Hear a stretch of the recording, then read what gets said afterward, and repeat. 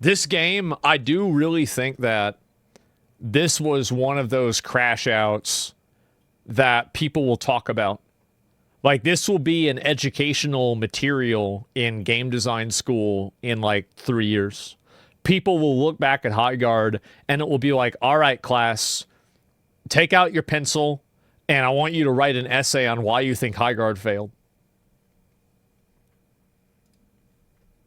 I think we all know it, but I may as well just say it. Highguard is a game living on borrowed time. It sure is. And that's time that it earned because the leadership team fired most of the development team that built the damn game. Yep. And now the fear is that the game is in a death spiral, the type of which it won't be able to recover from. It's not in a death spiral. Well, I guess, okay, yeah, it is in a because whenever people see layoffs like this, death they don't really feel like investing their time, their energy, and their money into a game that just may not be there. It only took 16 days after launch for the layoffs to happen, and since that happened, well, things have only got worse, at least for their PR, and now there's even a new 10-cent shaped question hanging over everything in this 10-cent story. invested. So we have a lot to talk about. 16 days after launch, Highguard developer Wildlight Entertainment began laying off staff. It's only 16 days?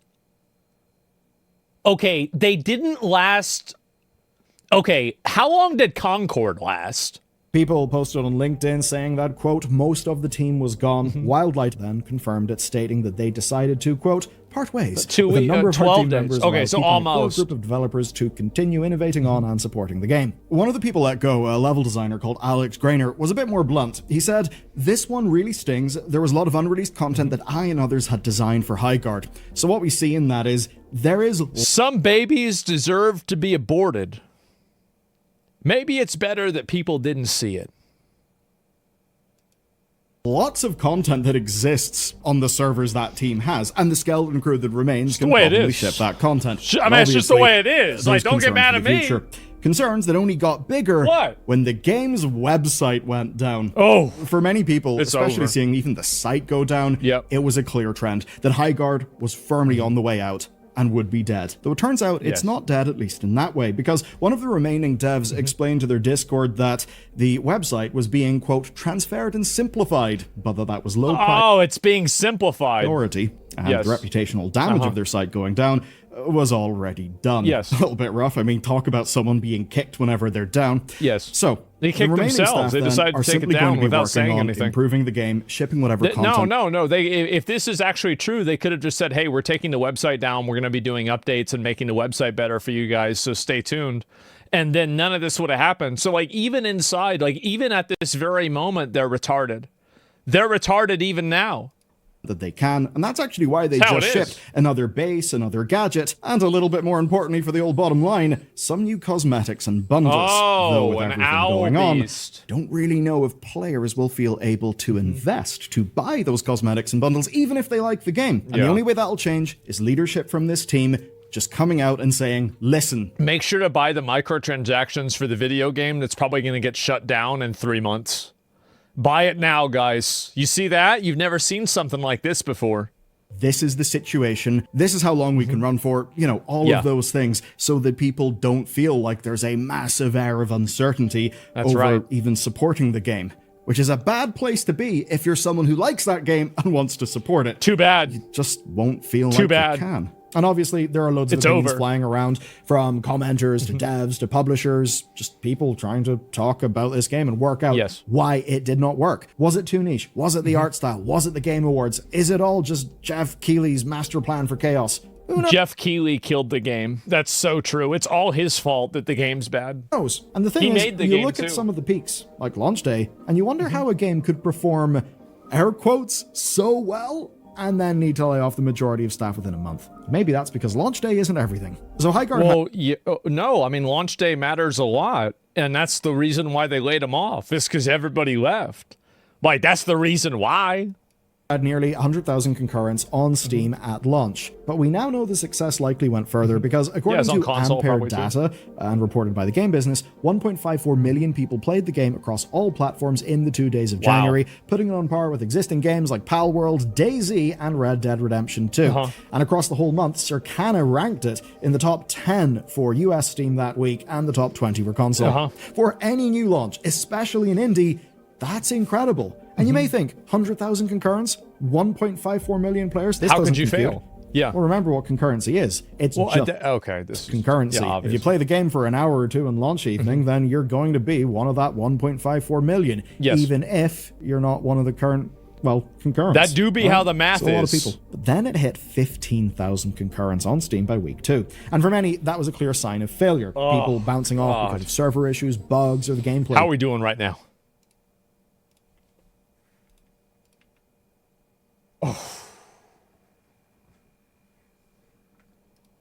Just not landing. But here's the thing. That first week isn't really the moment to look at. Even though that first week had some little glimmers. You saw that if people played for more than 2 hours, the reviews were way, way more positive. Which... That's like saying that a person that eats an entire plate of shit means that shit tastes good. Well, yeah, obviously. You have a selection bias there. Of the people that are playing it longer would play it longer because they think it's good. That doesn't mean that you're not serving shit. Is to be expected, think about it. But I think what is interesting is the sheer quantity of those positive reviews. Yes, the Steam score was really bad, but the number of reviews in total was humongous. So even though positive was not as large a percentage as I'm sure the devs would have wanted, it was still quite a lot of people. But even with all that, it's Episode 2's launch on the 6th of February. That's the thing we need to talk about. A positive review doesn't mean shit if you don't play the game. Like, people say the game is good. Well, then why aren't you playing the game? Because you just put that on there for no reason. You just tried to say, oh, it's a good game. Like, people are rating it badly, but you don't even play it. That's the thing. That's what I love about concurrent player counts. That's what I love about, like raw numbers and data like that, is it takes all these people's feelings and it puts them in the dirt. Puts them in the dirt. Said, fuck your feelings. This is what people actually do. Talk about. It had maps, mounts, quality of life, a new hero that had some kind of neat movement. Turns This is the coolest character they made. There's some Blade shit, right? I mean, like, they should have introduced him. He should have been the main character, not that weird ass fucking loser.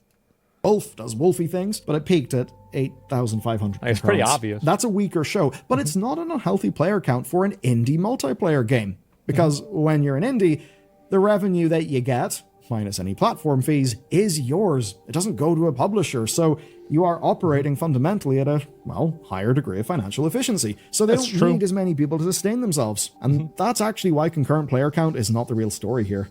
No. It absolutely is the real story. If the game had a regular concurrent player count of 40,000, they wouldn't have done these layoffs. The reality is that the reason why they did it is because people stopped playing the game.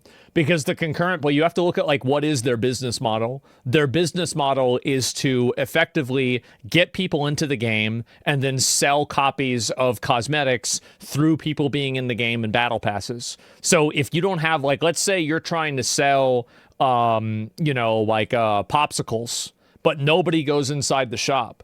Well, how the fuck can you sell a popsicle if they don't even go inside the popsicle shop? You got a problem. It isn't. Because regardless of numbers at launch, Wildlight leadership will have had targets for daily average players and spending that they would have expected to retain. Player count dropping is very much expected. Yes. The problem is the trend line. Yes, in terms of player count. To say it's expected, that's like saying that, like, it goes down a little bit is the same as it goes down by 90%. But perhaps far more so in the one thing that we don't have data for. And that is the literal amount of money. Although I think we can say that the lack of incoming funds absolutely was their big problem. Now let me explain. The first season pass was actually free. There were minimal cosmetics to purchase, so the game launched in a fairly unmonetized state. Yeah. That's fine and expected. I would say the amount of money that they made, right? Because, like, you do the math, right? You said 1.54 million people played, and so you can immediately just roll out 90% of those people immediately that would not, they would not spend any money on the game. And so, like, then you take over half of them because you got half of the people that played the game gave it a negative review, right? So then you cut that in half. So now you have 75,000 people. And then you probably look at maybe like 10% or 20% of those people that would actually be invested enough to buy cosmetics in this game. And so you're really looking at probably sales of about 10,000 to 20,000 customers. And, each one is like maybe $200 or sorry, $200, like $20. Like, you do the math math on this, right? It's like $20 times 20,000, right? That's $400,000. That's nothing. That's nothing, bro. Like really, think about, you made $400,000 on your release, and you've been working on this game for how long? Like, what's your burn rate? That probably doesn't even cover a week's worth of fucking rent. It's nothing. You do the math.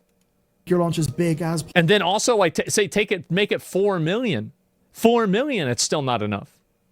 Possible, and give people not really a lot to scrutinize. It's the over. Second season pass was not free. It was paid. It went live on February 6th, and 6 days after it went live, the layoffs started. You see, Episode 2 and the paid Battle Pass were Wildlight's first real chance to make money. Player counts are only half the story. Yes. You can't pay your devs with a player count. You need money. You can on average. Now, maybe you gotta look at averages, conversion rates. Players to show up at the rates of a AAA shooter.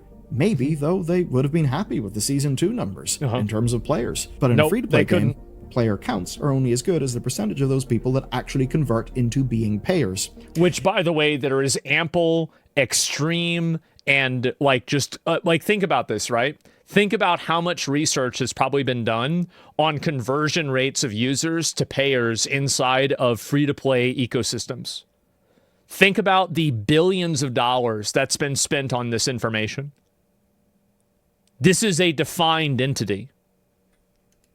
In less scrupulous games, that's why they hook you in with dark monetization patterns right off the bat. And it's why those dark monetization patterns tend to be related to player power or significant in-game friction. Yeah. We see that all over the mobile game space. And even with that, it is often said that it's over 30 days, 35 days to convert someone from a player to a payer. And that is in a mobile game using all of the dark patterns. Obviously, for a game like this... That's like Genshin Impact at full power. It isn't using those dark patterns. It's probably going to take longer. And that's why slashing your team to pieces only 6 days after most people have an opportunity to even spend money in your game shows that something's went really wrong. Now, obviously, that first free Battle Pass was an attempt to earn the good graces of gamers by delaying monetization. Yes. But it could have also meant that people had no buy-in to Nobody cares about monetization. I'm going to hit people with a reality. Nobody gives a shit. If the game is good, people will spend money on it. If the game is bad, they will not spend money on it. Trying to win over the very loud 3% of people that actually care about monetization and will make decisions based off of it is stupid. You shouldn't make decisions based off of them. They are the vast minority. If they were not the vast minority, you wouldn't see every single developer making the same product. With the game. And we certainly know that conversion of players to payers just didn't really happen at a meaningful scale, and it seems that they ran out of runway. Yeah. Now, runway is how much money a business has before it stops operating. Run out of runway and, the plane crashes. Here's where it's interesting. As highlighted by GameFile, Highguard, like most games released right now, was funded in the post-pandemic boom. You see, back then, money was cheap, interest rates were pretty much zero, and that meant that it was fairly easy for anyone with a whole bunch of access to capital to just take a punt on a bunch of developers. Now, Tencent was one of the groups doing this, and you'll have seen many other megacorps as well, like, say, NetEase. Now, Tencent led the funding rounds for Wildlight when money was cheap and easy to offer, and it's reported that they led the I don't think that this is a smoking gun as much as other people think it is. The fact is that Tencent has their hand in so many cookie jars that I don't feel like this means a whole lot. I mean, they're invested into like thousands of companies and they have like billions of dollars. Like they're doing this with everything. Rounds for Wildlight through their Tencent's Grim Reaper? No, they're not. You may have seen the logo. What are you talking about? But what's important here is they don't actually own the studio, right? So this is still an independent studio in terms of its ownership structure, although, yes, some equity probably will have been given up. It's probably a situation like that. So Tencent then were seemingly one of the largest financial backers, but they don't have majority ownership of the company. That means they're not in control of the company. So at best, they're a minority shareholder like they are with many other studios. Like, say, Larian. Now, maybe Tencent... that doesn't necessarily mean that they might not have certain privileges. Like, obviously, investment contracts and you know, anything like this. Like, they're always going to be at this level. It's going to be a bespoke agreement. So they could have different types of rights to refusal, veto power, etc. So I mean, like, this is all, I mean, nobody really knows what the actual deal is, right? So people are just making things up. Like the golden share, yeah, like an option to Class convert A into stock ownership if the company succeeded, but obviously it didn't. But that stuff was going on in 2022, back when the team was 28 people and, quote, fully funded. 2026 is a different story. Yeah. Now, Tencent funded the team until launch. That seems like a pretty simple sentence, doesn't it? But there's actually a lot inside it, because are they funding it to the intended launch of the game when it's in a perfect state and ready to go? Or is it that the development team received a certain amount of money and they've now just had to ship the game whenever the money has ran out? Probably both. It's probably neither and both. And like, it's a decision, like most video games get released before developers feel comfortable with releasing them. Things like Baldur's Gate 3 and Expedition 33 are the vast minority. That's the thing, projects can be uncertain, things can be delayed, and quite often, if a game is failing at launch, it's often because it wasn't supposed to launch that way. Yeah. It's rather that the budget ran out, and they basically had to ship whatever the hell they had. Highguard shipped. The alternative was probably going bust and having The term for this is called MVP, not most valuable player, minimum viable product. Absolutely nothing to show for it. That's the good one. Rough position that so many companies end up in. But of course, with the game being out, it would need to hit a certain revenue per month to actually pay the devs who are building it. They need to be bringing enough money in to actually start projecting their revenue, work out their cash flow, all the things that you need to do to support an ongoing live service. And those things any business, you have to have revenue projections, obviously. Good. That meant the leadership were faced with a choice. They could keep everyone on and work for as long as money lasts. Maybe that could have been weeks. Who knows? Maybe they could have hoped to turn it around. The other option is to radically downsize the team, because in doing that... Well, it's like in those zombie movies, right? Where like they decide to like kill people or something like that before, you know, they run out of rations so the remaining people can actually live. Like, there's a lot of examples of this, and like doing a culling, like doing some sort of culling function like Wildlight did is incredibly common inside of every type of business, and it would be common inside of survival, period, right? It's just very simple asset allocation turned into, you know, basically a business model. Whatever money they've got how it is. And whatever money they bring in will go far longer, and obviously they chose the latter. But that does have consequences. The studio may exist for longer, but a game performing layoffs this close to launch, yes, it hurts the devs who have got to keep delivering the game, but it also shakes the confidence of players who don't It does, because if your business model is built around people paying for your game and paying for cosmetics, everybody knows when a game goes end of service, all of your waifus descend into the void. You're never going to talk to her again. She's never going to do her emote for you again. It's not going to matter how much money you spent on copies of her character so she could do marginally more damage. She is gone, vanished, into the void, you know, reduced to atoms, and that's it. Your waifu is gone. Listen, guys, whenever they shut down the Genshin Impact servers, you will never see your Hu Tao again. She's gone. Your Furina, into the void, never to be seen again. To invest into something that's how it is. Basically, obviously unstable. Now, evidently, there's some interest and projected revenue enough to try and keep things going. It could be that they're not getting a lot of money, but maybe they think it's enough to keep on whatever team they've got. We just don't know yet, because we don't have the hard numbers. But here's the thing. This is just one story, one example. It's an example of something that is going on absolutely everywhere in this industry. And a big reason is that the games market... The big reason is because the games that people make are bad.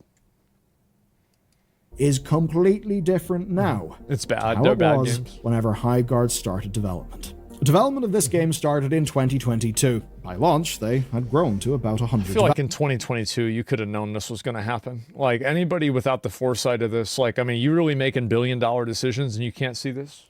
Developers. It's embarrassing. Now, even in an era where smaller teams are being pitched as a solution to everything, Well, that's not a lot of people for a live service game. Yeah. Because to keep up pace with a live service game, you just do need a shitload of people. If you've ever You need a ridiculous amount of people. And also, like, whenever you look at the 28 people, whenever they say they have 28 people, that doesn't mean 28 devs. You're going to have middle management, HR, coordination, logistics people, etc. So, like, with 28 people, you probably have at most 15 devs. Wondered why live service games keep that in mind. Really slow to change in big, meaningful ways. It's essentially that reason. But unlike the AAA live services they'd be competing against, while there's no publisher for Highguard, there's no other revenue stream to pick up the slack, and in 2026, clearly no funding partner to step in and take a punt on them. The new normal is very simple then. If a bet made in the post-pandemic era, good old-fashioned post-birth abortion, fails, the studio just dies. I mean, Highguard failing to sell passes and microtransactions already does basically mean that they're stuck, that they can't really make more. I don't think that the decision was made after, like, I mean, you don't make a big financial decision like that after 6 days. Now, there could have been a possibility where they had, like, their golden ticket option of, like, wow, what if we sell 1 million copies, then we won't have to do this? But that's like a, like, vanishingly small, like, 1% of 1%, like, pipe dream thing. Money. All they can do is save money by cutting away their team and hoping they can make the line go up later. Now, you may be thinking, surely this wouldn't be a problem if the launch of your game correlated with you getting money, such as by charging. If the launch of your video game correlates with you getting money, this will increase the profitability of your video game. That's true, Bellior. You're right about that. That's a good point. I agree with this. The game. You could look at Arc Raiders. Yes. That's a game that did that. And that was a correlation where the release of the game correlated with money. That's so true. And they made way more money. Launched as a paid product. Yes. That would have helped with the upfront money. It would have helped with buy-in because, funnily enough, people who have bought a game are people who are willing to hand over money. They'll actually convert better into ongoing payers. Well, as good as that may I mean, like, I think that's true, but there's, like, also the, like, opportunity cost of, like, you're getting, okay, so you have a user base that has a higher probability of converting to sales, but you have a much smaller user base. So it's always, like, you look at, like, Overwatch 2, for example, I think that's a great parallel. I think Overwatch 2 seems to be substantially less successful than Overwatch 1. Sound.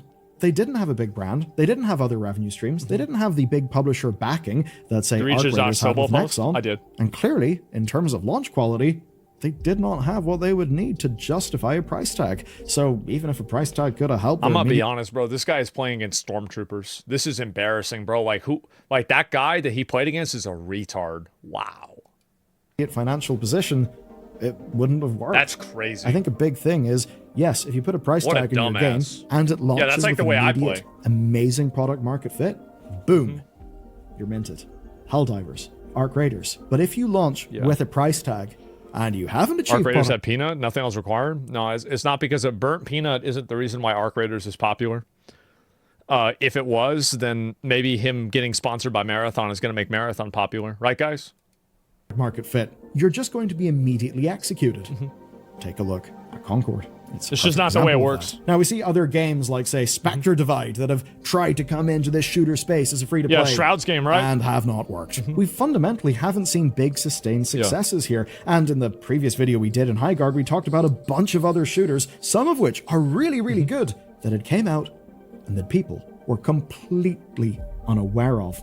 Now, when we take a look at the games that are more successful, like Marvel Rivals or Arena Breakout Infinite, slick title there, chaps, well, those are succeeding off the backs of humongous investments at a scale designed to peel players away from whatever their game of choice is. Now, there are also having the Marvel IP helps a lot too.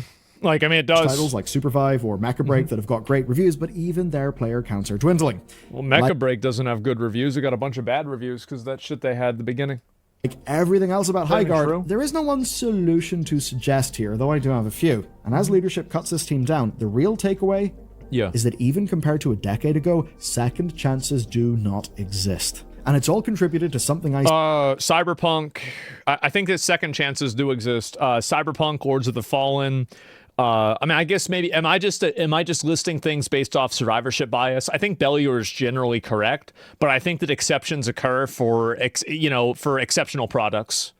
Like, which is like, I mean, honestly, I'm just wasting time talking. Everybody knows that. In the comments, something that I feel myself. Where the fuck's all this money going? Like, what is actually the deal? It's obvious. Why does the games industry look like this these days? And you know what? I think I have a few answers. And I have to say thanks to Highguard because it helped me get to them. Okay, I've got a fundamental belief about games in this space. I think they are played a bit more like sports. So a League of Legends player could be playing League for like 10 years. And it doesn't matter to them that there isn't a humongous, fundamentally crazy new amount of content or a new amazing campaign to get immersed in, because they're playing League like it's a sport. The same thing goes for Counter-Strike. Same thing went for Overwatch in some ways. It goes for other games like your Rainbow Six Sieges. Basically, those competitive kind of default multiplayer team shooter games. What I think has happened is our industry has looked at those games being successful, and it's tried to fight for those players. Every game wants to be the game that people just play no matter what. Big surprise. Usually that doesn't happen. Right? So say Ubisoft trying to fight Call of Duty, trying to fight them for their own players. Now, I understand doing that. And if you're a big AAA, you have all the money in the earth, maybe you can actually pull that off. But for everyone else, it does seem a bit silly. It's like, a whole bunch of people play this ball game called football, which I know can mean several things depending on where you are in the world, but whatever. It's like seeing that and thinking, this is great market validation. That Let's make football too. You know, the funny thing is, they did with video games. It's called Rocket League. What a great game too. Amazing game. Enjoy ball-based, team-based sports. Okay, we're going to design and launch one with a humongous team, and we're going to peel away Think about it. Fans of football to our new game. It's football if I put it like that, it would seem absolutely preposterous. Because these are games, but they're games that people play more like they're a sport. Like they're that kind of default thing. Exactly. So I think the games industry has spent... The devs for Rocket League should do a real-life Rocket League where they have somebody that's like a really well-known pro player go up against like a professional driver and make like a real-life Rocket League stadium and then have people play off of it. That'd be nuts. Like, bro, but the thing is that Red Bull could set up with like Jinxie. Like, oh my god, that'd be fucking funny. Inordinate amounts of money, basically just trying to do that, trying to dethrone incumbents. But when I look at the games industry, I got him in TFT. Decades, I think what you Baron see Nashor. is that's the wrong thing to do. You don't try to kill the current incumbent by tweaking a few things and launching something of the same genre. You don't dethrone Coca-Cola by having a slightly different formulation of Coca-Cola. No, you get some sort of new drink, cool thing that the market hasn't seen, that pulls people away from Coke because your offering is new, genuinely different. I think that is why so many of these games have failed. Spectre Divide, Counter-Strike, but a bit different. Valorant, Counter-Strike, but a bit different. But with Riot money, Riot backing. The scale factors that an indie team like this one just obviously could not pull off. But even with that said, there is a new modern thing. It's also the complexity of a game. I think that a lot of video games get designed and they have a high level of complexity, but their tactile enjoyment is very low. So I think that's a problem that Highguard has that Rocket League does not. Rocket League is a game that's deceptively easy, which makes it very easy to watch, very easy to understand. It's like one of those games where it's like, oh, give me the controller, I can do that. Where it's like Highguard, you're like, no, I don't want to play. You can go you can play another one. To think about, and that is how immediate success is almost needed. You see, years ago, Fortnite and Rainbow Six Siege genuinely struggled with their launches, but they found their feet and they became industry giants. Basically, they had the funding they needed to grow through the rocky periods and to find product market fit whenever their game was there as a live thing. It literally took time. But in this case, that's obviously not possible. And we can think why it isn't possible. And there's a very obvious reason. They literally couldn't afford to do it. So we then need to ask ourselves, how could they have afforded to do it? And here's my contention. If they had made money and had people buy the cosmetics in the game and had a projected in... Because, like, basically, the player count that they had was too low based off of their conversion rate statistics that they could make money. Developers with AAA skills, AAA, norms, because that is just where they worked, tried to dethrone AAA. Okay. Now they did that by making a game that looks and feels AAA. Like, the fidelity of the models, even some of the art style things. Yeah, it's trying to take on AAA by looking and feeling like a AAA. But the problem is, that's really goddamn hard and expensive to do. All of those models, all of those skins, that takes a lot of money and a lot of time. And the higher your fidelity is, generally speaking, the harder it is to iterate and iterate and iterate. Yeah. Which maybe means that the Highguard that we got is just a bit of a plan that they felt locked into. Now, in another world, where they chose an art style that wasn't as high fidelity, one where they didn't decide to be independently AAA, but rather decided... I don't think that the fidelity for the art style really was a big factor, personally. I think that, honestly, Highguard released a lot of content after release. It's just that it wasn't very good. Like, the fidelity for the game and the content wasn't the issue. It was the core game loop and the philosophy surrounding it. To be That's really what it is. An independent that can become AAA. Maybe if they more fully embraced what being an independent studio means, especially financially, then they could have pulled it off. Yep. But equally, maybe it wasn't possible because of their funding. A lot of venture capital money was going into games in this period of time. Those types of VC bets are not designed for sustainable growth. They are designed for real big fucking humongous fast growth whenever the damn thing launches. And they take 100 bets and then one of them goes in and then you make all your money back from the 99 that don't. Yeah, sure. That would mean that they would probably only be able to get funding by saying, we're going to make a AAA looking game that can compete with AAAs, just that instead of all of the money going to our old friends at Electronic Arts, it's going to go to us and to you, Mr. Venture Backer. And by the way, as people who have ran big AAA live service games, here's how the finances of them work. Look at this, isn't it fantastic? Perhaps you can see... And you got to think about this, right? I mean, like, as an investor, this is at a very baseline, right? I mean, like, would you take this call? I'd absolutely take this call. This seems like the easiest money of your life. How the funding model of games fundamentally defines what those games can be. Jeff was the backer. Perhaps is one of the reasons why this whole post-pandemic boom type of just wave of games has felt the way that it has. And now what will happen is those laid-off devs will either decide to go back into AAA, where it'll be extremely hard to get a job, and without be getting a job, you know, at the big behemoth that they wanted to leave, right? Not wanting to be under the yoke of one of those megacorps. And yes, it is the case that Wildlight was never some tiny little self-funded indie. Absolutely. But even though they'll have got funding from a bunch of those external partners, the company still is responsible for itself, right? It still is certainly a lot more independent than if you were working in a studio that was wholly owned by a big AAA publisher. So I feel like that's probably not as much of a good thing in some cases, right? Because if you have a bit, like, I think it really depends on what the studio is specifically, right? It's the same as any job. Like, I mean, you can have small studios that are probably run like a concentration camp, and you can have big studios that are run a lot more reasonably.